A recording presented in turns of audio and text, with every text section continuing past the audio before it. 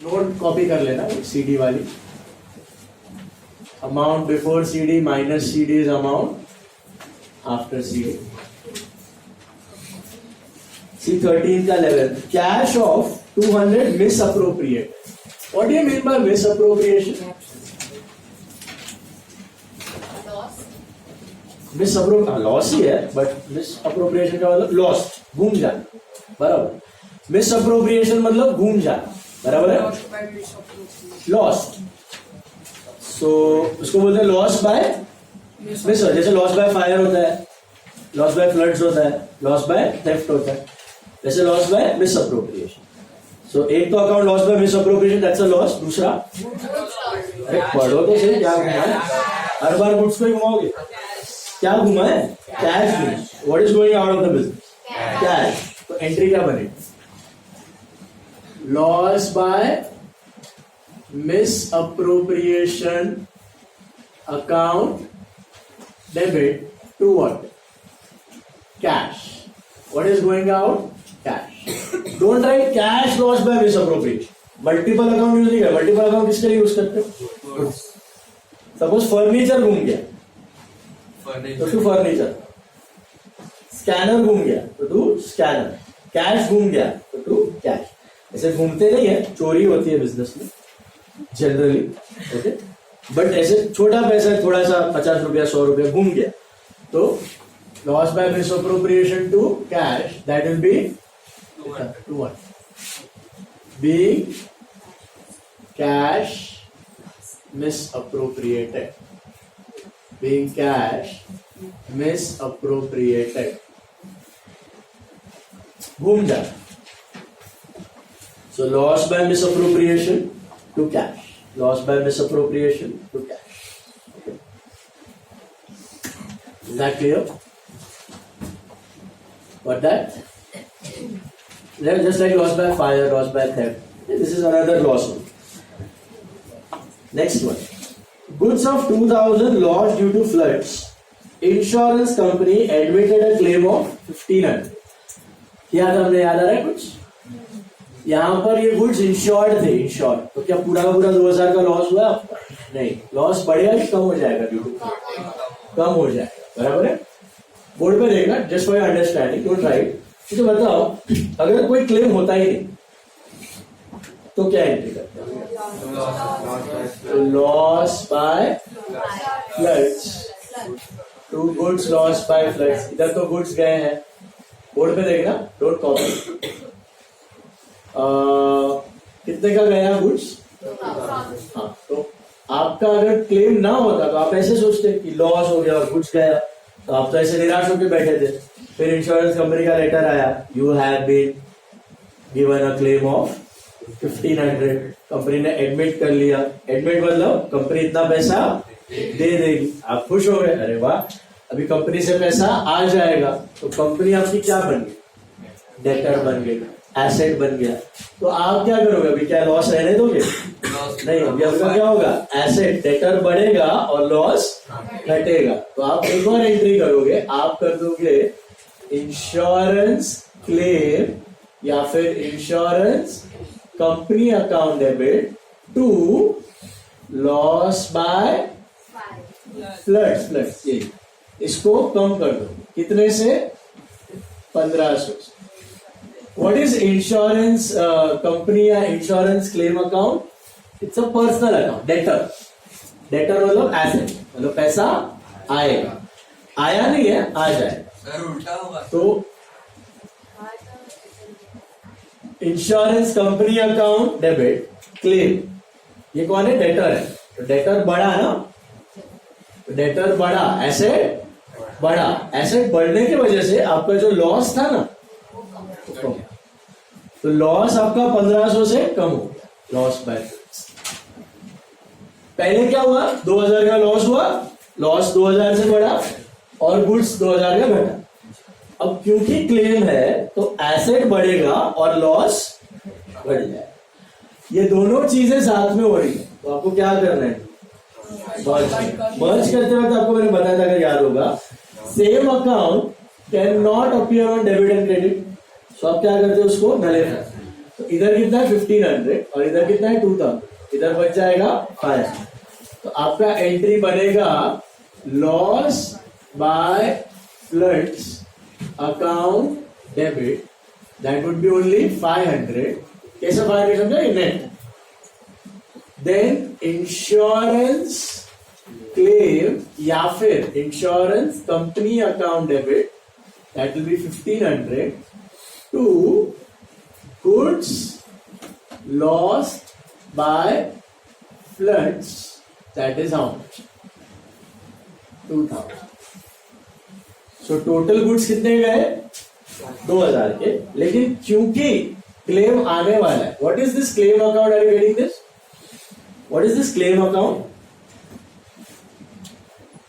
what type of account is claim account, asset, why asset, debtor, debtor है, आपको पैसा लेना बाकी है, किससे लेना बाकी है, कंपनी से, क्योंकि डेटर बढ़ गया तो आपका लॉस कम, तो जितना क्लेम बढ़ेगा ना उतना लॉस घटेगा। सपोज क्लेम 1700 रुपया होता, 1700, तो लॉस 300, क्लेम 1900 होता, लॉस 100, क्लेम 1000 होता तो लॉस भी 1000। इसमें क्लेम 500 होता तो लॉस 1500, बट जितना क्लेम बढ़ेगा उतना लॉस घटेगा। क्लेम 0 होता तो पूरा लॉस, क्लेम 2000 होता तो नो लॉस, तो एंट्री हो जाती insurance claim to goods loss. मुझे क्लियर? तो एक्चुअली ये दो एंट्रीज है, हम इनको मर्ज करके ये एंट्री बनाएंगे। ओके, आपको दो सेपरेट एंट्रीज नहीं करनी है, merge entry, being goods lost by floods and insurance claim admitted. What do you mean by admitted? Not yet received. Very good. Not yet received. So what will happen when suppose इधर दिया होता कि admitted की जगह received है, immediately आ जाता, ऐसा received दिया होता तो आप कौन सा अकाउंट यूज करते हैं, कैश, कैश की जगह बेटर बैंक, क्यों, इंश्योरेंस, इंश्योरेंस के ट्रांजैक्शन कैसे होते हैं, bank.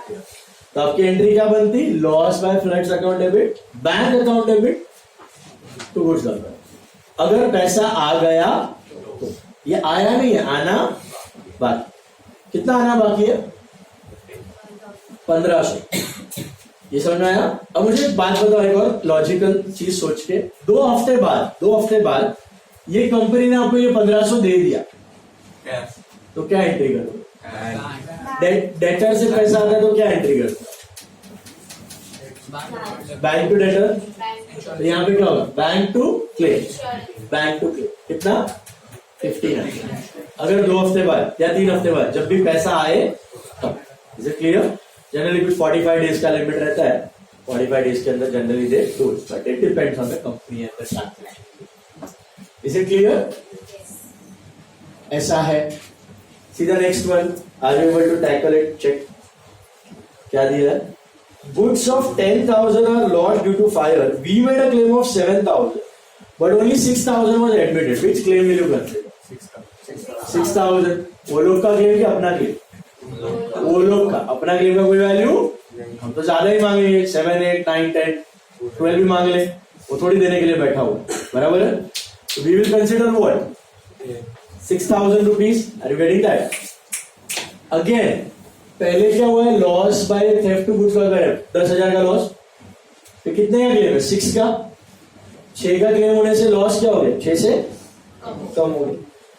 Can you club the entire entry on the same line? Loss by क्या है, fire account debit, insurance claim या फिर insurance company account debit to what, goods lost by fire account. Am I right? Lost by fire, insurance claim to goods lost by fire. जब बताओ total goods कितने गए, 10, तो इधर 10 लिख दो, उसमें से एक्चुअल लॉस कितना हो, क्लेम कितना है, क्लेम 6,000 का क्लेम है, इधर क्लेम लिख लो 6, तो लॉस कितना हुआ? समझा क्यों 4 का? क्योंकि क्लेम आने वाला है तो लॉस होने से एसेट बढ़ा, एक्सपेंस घट।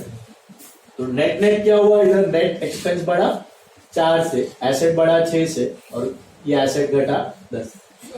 क्या सर बट जब उसका लॉस 10,000 का हुआ उसने क्लेम क्यों भाई 7,000 का किया? वही मैं बोला ना, फुल्ली इंश्योर्ड नहीं रहता है गुड्स।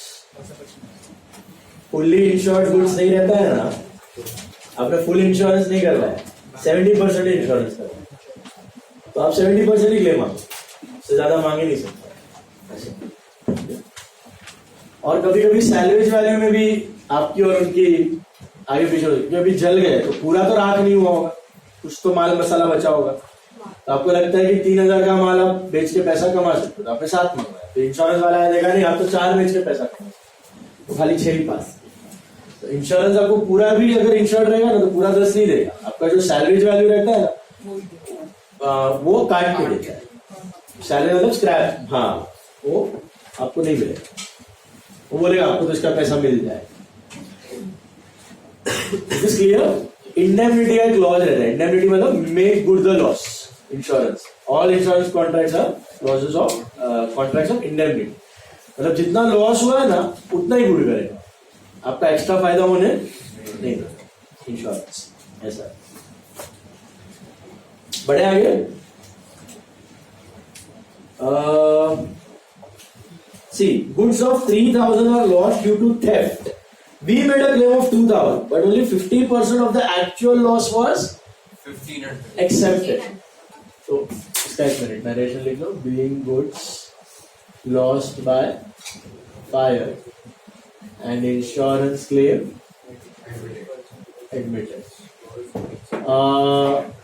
अभी नेक्स्ट वाले में 3,000 का लॉस हुआ है, लेकिन हमने तो 2 मांगा, वो लोग ने कितना एक्सेप्ट किया? 50%, तो कितना दिया? 1,500। विच क्लेम विल कंसिडर? 1,500 और 2,000? 1,500। Ignore that 2,000 first. Can you frame the entry on the same line? Again the claim is admitted, तो क्या एंट्री बनेगी? Loss by theft this time, तो loss by theft account debit, insurance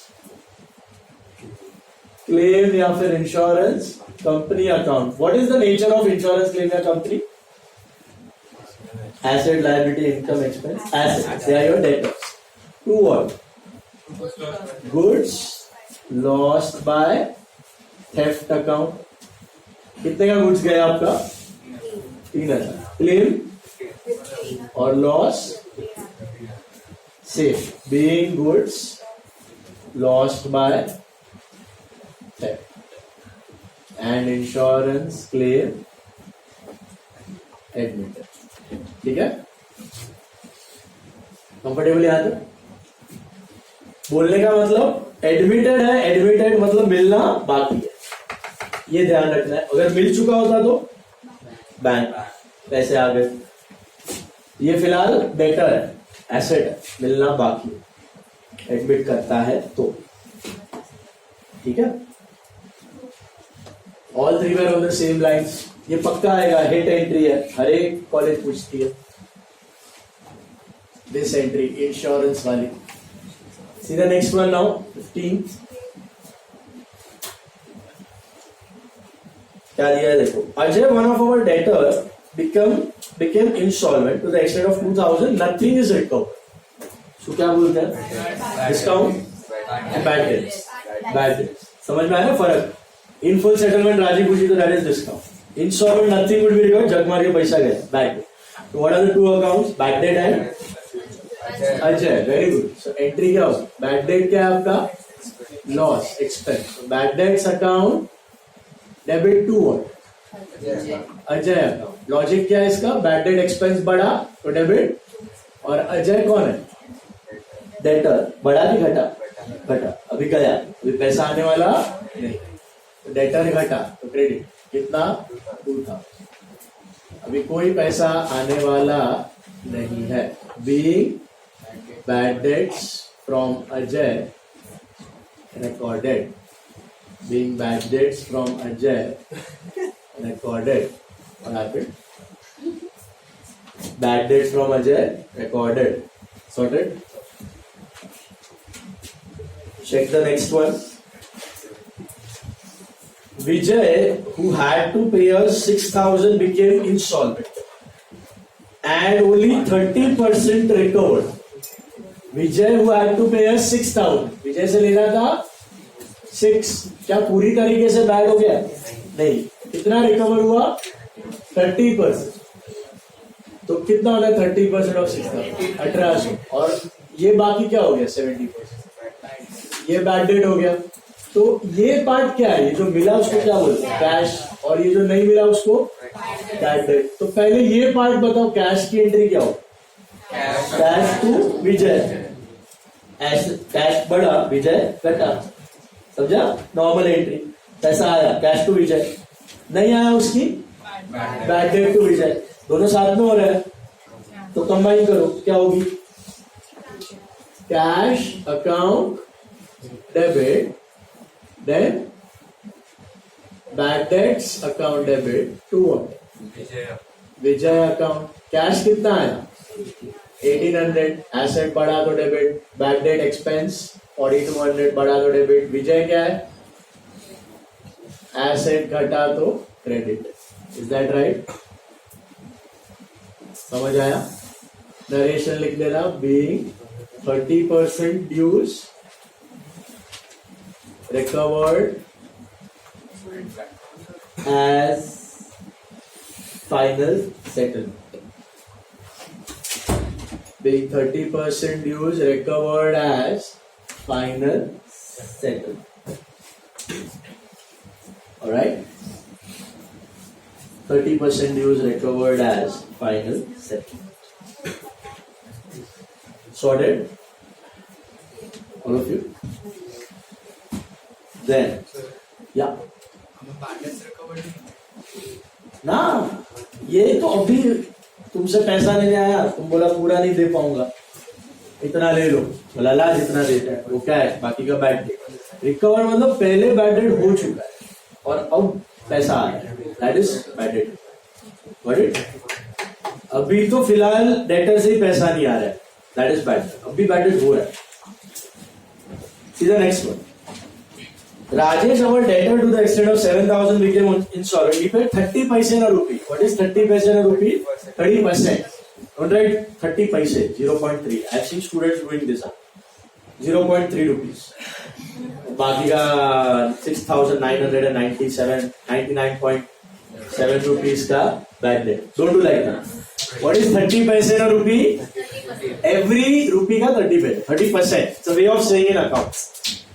50 paisa rupees 50%. 30 paisa rupees 30%. Got it? So कितना लेना था? 2100. अरे नहीं, लेना था 7. उसमें से 30% दिया, तो बाकी का क्या हो? 4900 is bad debt. Got it? Same lines पे एंट्री आएगा. क्या आएगा? Cash account debit, then what? Bad debts account debit to what? Vijay है ना? Rajesh. Cash bad debt to Rajesh. कितना आया पैसा? 30 पैसे ना rupees. What? 30%. Did you get it? Cash आया, एसेट बढ़ा, बैड डेट्स एक्सपेंस बढ़ा, टू व्हाट? राजेश. राजेश का अकाउंट हो गया बंद. अभी पैसा आने वाला है कि नहीं? नहीं. 30% dues recovered as final settlement. 30% dues recovered as final settlement. 30 पैसे ना रूपी समझ में आया? व्हाट इज 30 पैसे ना रूपी? 30%. व्हाट इज 40 पैसे ना रूपी? 40%. 50 पैसे ना रूपी? 50%. Is that clear? That in mind.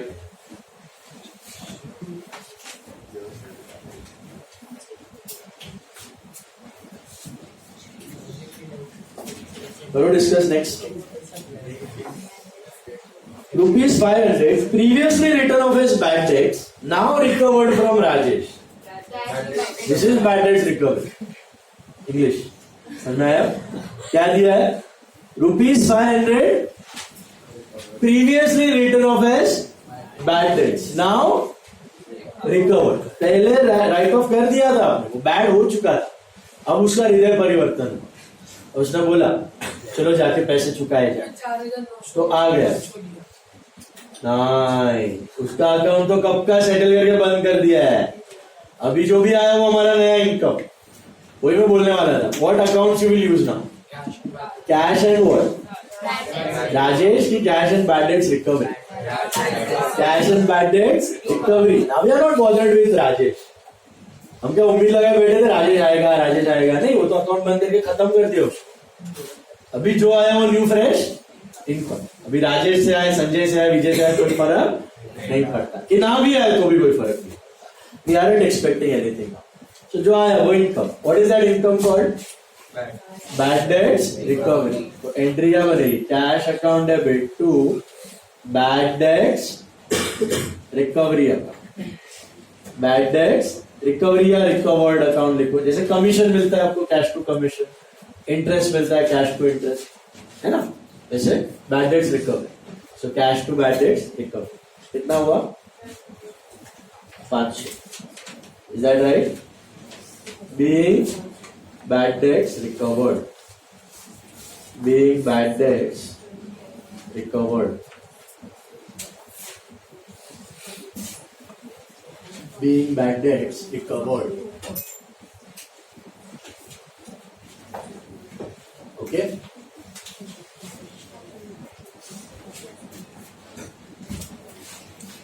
Sorted? All of you? Bad debt के कार्यक्रम समझ में आए? पहले जो पैसे नहीं आते तभी बैड डेट्स, और फिर previously return of as bad debt अभी आया तो रिकवर। That's your income. बराबर? बढ़ो आगे, नेक्स्ट वन। अभी शेयर्स वाले एग्जांपल्स हैं यहाँ पे 4-5 शेयर्स याद है आपको? Shares purchase 10 shares of Tata beverages at 200 each from through demat account and paid 2% profit. Demat मतलब वो डीमैट से ही होता है, ये सब कुछ डीमैट के थ्रू ही होता है। ओके, तो शेयर्स खरीदने तो आपको डीमैट अकाउंट ओपन करवाना, तो बैंक के थ्रू ट्रांजैक्शन होता है, वो ब्रोकर के साथ डीमैट अकाउंट ओपन करवाना पड़ता है। मुझे बताओ कितने शेयर है आपके? पहले तो 10, 200 के ना। ब्रोकरेज याद है आपको? ब्रोकरेज क्या करना है? ऐड। परचेज के वक्त हो रहा है तो ऐड, सेल के वक्त हो रहा है तो परचेज के वक्त क्यों add? Part of the cost, one time cost बढ़ गया ना, एसेट है, लंबा टाइम चलेगा, so part of the cost. Purchase के वक्त हो रहा है तो ऐड ब्रोकरेज चाहिए। भव्या कितना है ब्रोकरेज? 2%। तो कितना होता है ये? 40। Total is 20।